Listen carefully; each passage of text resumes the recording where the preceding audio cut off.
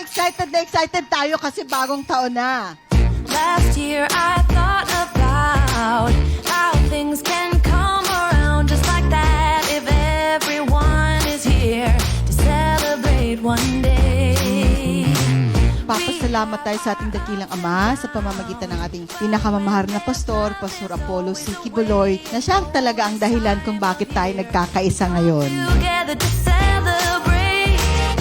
Yes, every time the snow is falling down and it is cold outside, we gather around the fireplace and no one cares about yesterday. My favorite holiday. It means so much more than words can say. And I claim Christmas is a magic day. Sometimes I tend to forget what glory this holiday represents. But it's fair to say the Christmas Nagsa-celebrate tayo at sinasalubong natin ang bagong taon na punong-puno ng katagumpayan because we are already in year 41. And the Father promised that this is the year that giants will fall. And this is the year of victory. This is the year of our turnaround. This is the year of our breakthrough. love and happiness. We come together to celebrate. If every time the snow is falling down and it is cold outside, we gather around the fireplace and no one cares about yesterday.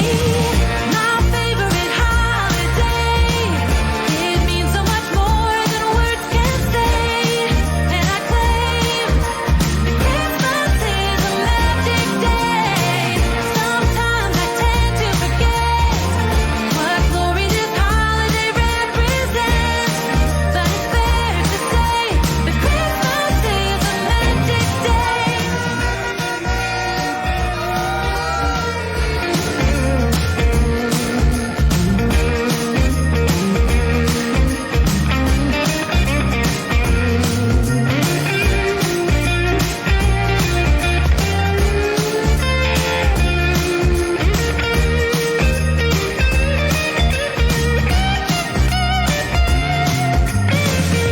Patuloy tayo mga kapatid na maging matatag.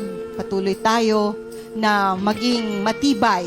Lalong matibay, lalong nagkakaisa at walang makakapigil no sa paglago ng gawain ng dakilang Ama.